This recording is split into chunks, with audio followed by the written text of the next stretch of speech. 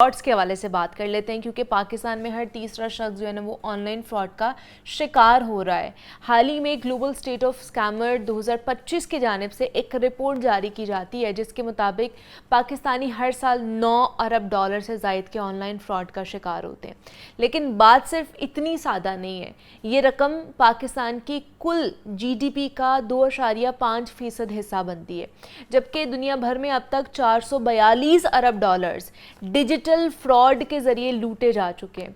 लिहाजा इन तमाम तनाजुर के पेश नज़र सोशल मीडिया पर फेक अकाउंट्स बनाए जाते हैं, फेक वेबसाइट्स बनाई जाती हैं, फेक कॉल्स के ज़रिए अगर आपको कोई पेशकश या गैर मामूली तौर पर फ़ायदा मंद लगे तो ऐसे में मज़ीद मोहतात रहने की ज़रूरत है, क्योंकि स्कैमर्स कभी जाली ऑनलाइन शॉप्स के ज़रिए, कभी सरमायाकारी से मुनाफे का लालच देकर, तो कभी इनामात का झांसा या मुलाजमत की जाली ऑफ़र्स के ज़रिए आपसे आपकी कीमती रकम निकलवा सकते हैं। और अब तो AI की मदद से जाली ऑडियोज़ बनाना भी महज चंद सेकंड्स की बात हो गई है। तो इन स्कैमर्स के मुख्तलिफ तरीके हो सकते हैं, लेकिन इनसे महफूज कैसे रहना है, आज के प्रोग्राम में हम इसी के मुतालिक बात करेंगे। तो इस पर बात करने के लिए कंवल चीमा ने हमें ज्वाइन किया है, जो कि IT एक्सपर्ट हैं, और उनसे जानेंगे कि हम किस तरह इन ऑनलाइन फ्रॉड से बच सकते हैं। कंवल, आपको वेलकम कहते हैं। जागो लोहार में कैसी हैं, ठीक ठाक हैं? अल्हम्दुलिल्लाह बिल्कुल ठीक ठाक। कमल, इतने ज़्यादा फ्रॉड्स होते जा रहे हैं। जो ग्लोबल स्टेट ऑफ स्कैमर्स की 2025 की जो रिपोर्ट आई है, इसमें पाकिस्तानी हर साल 9 अरब डॉलर से ज़ायद के ऑनलाइन फ्रॉड्स का शिकार हो चुके हैं या हो रहे हैं। ये इट्स ह्यूज अमाउंट के पाकिस्तानी इसका शिकार हो रहे हैं। इतना ज़्यादा फ्रॉड कैसे हो रहा है, और वो रिपोर्ट भी हो रहा है, क्या वजह है कि इतना ज़्यादा फ्रॉड होना शुरू हो चुका है? जब 9 बिलियन डॉलर्स की मार्केट हो कहीं पे फ्रॉड की, तो स्कैमर्स तो अट्रैक्ट होते हैं। और फिर जब स्कैमर्स अट्रैक्ट होते हैं तो वो नत नए तरीके बनाते हैं लोगों को बेवकूफ़ बनाने के। ज़्यादातर जो ये फ्रॉड होता है वो लोगों की अपनी गलती की वजह से, जिसे सोशल इंजीनियरिंग कहते हैं, कि जो स्कैमर्स हैं वो लोगों को खुद ही, बजाय कि वो हैक करें। एक तो होता है ना कि आपका कुछ हैक होता है जिसमें आपकी पासवर्ड है, उसको किसी ने उसकी इंक्रिप्शन को तोड़ दिया, या आपकी जो वेल नोन वेबसाइट्स हैं, या जो आपका बैंक है, बैंक में जाके किसी ने बैंक अकाउंट को हैक कर लिया। ऐसा बहुत कम होता है।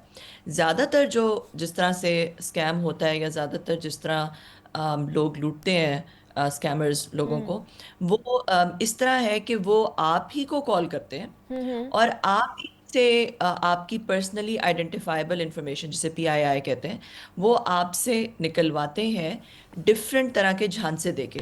वो ये कह सकते हैं कि हमने लैंड रिकॉर्ड से हम कॉल कर रहे हैं, PTA से कॉल कर रहे हैं, हम आपके बैंक से कॉल कर रहे हैं, फलां जगह से कॉल कर रहे हैं। नॉर्मली वो कोई ना कोई इमरजेंसी फैलाते हैं कि ये पता नहीं, ये अगर आप ये नहीं करेंगे इस वक्त तो ये हो जाएगा, ये OTP दे दें, ये कर दें, वो कर दें। तो इस तरह जो है वो, और उनको काफ़ी अच्छे तरीके आ गए हैं लोगों को बहुत अच्छे तरीके से वो लोगों को कॉल करके तो उनसे उनकी इंफॉर्मेशन निकलवा लेते हैं। एक तरीका तो ये है। दूसरा तरीका ये है कि वो ईमेल करते हैं या कोई लिंक भेजते हैं। उस ईमेल पे जब आप लिंक पे क्लिक करते हैं तो आपको लगता है कि आप अपने किसी बैंक अकाउंट के पेज पे चले गए हैं, या किसी और ऐसे पेज पे चले गए हैं जो कि पेज स्पूफ्ड होता है। मतलब कि उस पेज की लुक एंड फील बिल्कुल वैसी ही होती है जैसे आपका बैंक अकाउंट की लुक एंड फील होती है, बिल्कुल वैसी उसकी लुक एंड फील होती है। ठीक है। तो उसमें आप, बहुत ज़रूरी है कि आप किसी भी लिंक पे क्लिक करके अपना यूज़र नेम पासवर्ड ना डालें। अगर आपने अपने बैंक में लॉगिन करना है या आपने किसी भी और वेबसाइट में लॉगिन करना है, तो खुद उस वेबसाइट के एड्रेस में जाके, उस वेबसाइट में जाके वहाँ से उसका लिंक क्लिक करके जाएं, ना कि किसी ईमेल से या कोई आपको व्हाट्सएप मैसेज आया हुआ है वहाँ से लिंक क्लिक करके तो उस वेबसाइट पे मत जाएं। ये नंबर 2। नंबर 3 ये तरीका होता है कि आपको कोई ना कोई लेटर आ जाएगा ईमेल में कि आप जो है, आप इतना जीत चुके हैं, आप इतनी बड़ी लॉटरी जीते हैं, आप इतना बड़ा जो है, आपने अपनी बैंक इंफॉर्मेशन दे दें तो फिर आपके पैसे आपको ट्रांसफ़र हो सकते हैं। तो या कोई बहुत बड़ी इनहेरिटेंस है, उस इनहेरिटेंस में जो है वो आपका भी हिस्सा है। तो इस तरह की चीज़ जो है, आप अपनी कभी भी इंफॉर्मेशन, अपना शनाख्ती कार्ड नंबर, अपनी बैंक इंफॉर्मेशन कभी भी इस तरह की ईमेल पे मत दें। तो और फिर इस तरह के जो है वो इसके आगे जो ये बेवकूफ़ बनाने के आगे वाली जो बातें हैं, फिर वो हैकिंग आ जाती है कि आप अपना पासवर्ड जो है वो एटलीस्ट 8 लेटर्स कैरेक्टर्स का होना चाहिए, जिसमें अपर केस भी लोअर केस भी, जो कि आजकल बहुत सारी वेबसाइट्स उसको मैंडेटरी कर देती हैं, कोई स्पेशल जी कैरेक्टर जी। भी हो उसमें, कोई नंबर भी हो, अपर केस भी हो, लोअर केस भी हो। तो इस तरह आप अपने पासवर्ड्स जो है तो वो ये स्ट्रॉन्ग ये रखें। हैकर्स के पास कमल, ये हमारा डेटा जाता कहाँ, मतलब किस तरह पहुँचता है? हमारे फ़ोन नंबर्स भी होते हैं उनके पास, ईमेल, जैसे आप कह रही हैं कि बहुत से लोगों को ईमेल आ जाता है कि आप इसके ऊपर लेटर आ गया है, या फिर ये वाला आपको वहाँ से ईमेल आ गई जी, आप यहाँ पर आके लॉग इन करें। तो इनके पास हमारा ये डेटा कैसे जाता है? ये डेटा बिकता है पाकिस्तान में, ओके। और ये मार्केटिंग कंपनीज भी बेचती हैं ये डेटा। आपने अपना कहीं पे ईमेल या अपना फ़ोन कहीं पे किसी जगह पे लिखवाया होता है, किसी शॉपिंग करते हुए, किसी ऑनलाइन शॉपिंग करते हाँ। हुए, या कहीं पे आपने अपना जब आप खरीदारी, फिजिकल खरीदारी हम्म। भी करते हैं, दुकानदार के आपने कहीं पे लिखवाया होता है, तो वहां से ये डेटा बिकता है। और बल्कि ओह। क्योंकि पाकिस्तान में डेटा प्राइवेसी लॉज इतने वीक हैं हम्म। कि हमने देखा था कि पिछले दिनों जो है वो बहुत रिप्यूटेबल इदारों से, टेलको कंपनी से, और एक कराची में बहुत बड़े गवर्नमेंट इदारे से जो है वो पता चला कि डेटा, लाखों लोगों का, करोड़ों लोगों का डेटा जो है वो हम्म। लीक हुआ है। और टेलको कंपनी से भी कुछ दिनों पहले ये खबर आई थी कि डेटा जो है वो लोगों की कॉल रिकॉर्ड्स, लोग किसको कॉल कर, स्पेशली जो बड़े बड़े सियासतदान हैं या जो ब्यूरोक्रेट्स हैं, उनके जो इन्फ्लुएंशियल लोग हैं, उनके भी कॉल रिकॉर्ड्स और उनके फ़ोन नंबर्स वगैरह लीक हुए हैं। तो ये बड़े इदारों को भी और गवर्नमेंट को भी इस तरह के डेटा प्राइवेसी लॉज लाने की ज़रूरत है कि जहाँ पे एक तो ये कि जो बड़े इदारे हैं जहाँ पे लोगों के डेटा होता है, वहाँ पे हर एम्प्लॉय को उस डेटा का एक्सेस ना हो। जो उन इदारों में काम करते हैं, हर एम्प्लॉय को एक्सेस ना हो, बहुत नीड टू नो बेसिस पे बहुत थोड़े लोगों को वहाँ पे डेटा का एक्सेस हो, उन लोगों को प्रॉपरली वेट किया जाए। और फिर जो जब लोग एक्सेस करते हैं तो उस एक्सेस का एक ट्रेल हो, एक लॉग बने, जिसमें पूरा एक ट्रेल आइडेंटिफाई किया जा सके कि कौन कौन किस किस ने किस वक्त डेटा एक्सेस किया, किसका डेटा एक्सेस किया। और अगर वो डेटा किसी यूएसबी में कॉपी होता है, किसी को हम्म। ईमेल होता है, कहीं पे भी उसको किसी एक्सटर्नल स्टोरेज डिवाइस में रखा जाता है, तो उसका भी जो है वो एक लॉग जनरेट होना ज़रूरी है।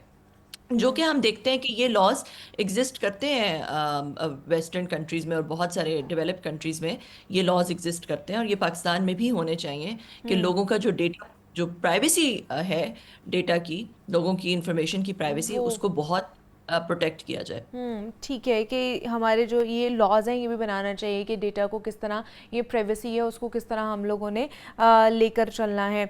अच्छा, दूसरा, अभी पिछले दिनों कुछ रोज़ पहले ही डुप्लीकेट सिम के ज़रिए एक शहरी के बैंक अकाउंट से 85 लाख रुपए निकालने का फ्रॉड भी हमारे सामने आया है।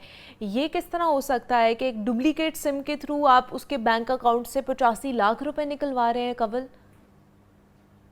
ये देखिए आप, इस तरह की टेक्नोलॉजीज हैं जहाँ पे आप हम्म। किसी का नंबर, जो फ़ोन नंबर है उसको हाँ। रेप्लिकेट कर सकते हैं, और उसको अपने तो ये जो हमारी टेलको कंपनीज हैं उनको इसमें, क्योंकि देखिए हमारा यहाँ पे जब बैंक के फ्रॉड्स होना शुरू हुए थे, हम्म। लोगों के पासवर्ड्स लोग प्रोटेक्ट नहीं कर सकते थे, किसी को पता चल जाता था, तो बैंक ने एडेड सिक्योरिटी फीचर स्टार्ट किया, जिसमें बैंक ने आपका एक ओटीपी भेजना शुरू कर जी। दिया आपके सिम नंबर। ठीक है, और आपका सिम नंबर एक तरह से आपकी आइडेंटिटी बन गया। हम्म। तो इसलिए सिम जो है किसी की भी, वो बहुत बहुत बहुत इम्पॉर्टेंट है। वो लोगों की पाकिस्तान में ख़ास तौर पे बैंक्स जो है वो ओटीपीज भेजते हैं सिम में, बहुत सारा काम सिम के थ्रू होता है। तो इस वजह से एक तो ये कि banks added measure of security कर सकते हैं कि वो सिर्फ सिम पे ना भेजें, वो हम्म। एक सिम पे भेजें और एक ईमेल पे भेजें, मगर फिर उससे यूज़र एक्सपीरियंस ख़राब हो जाता है।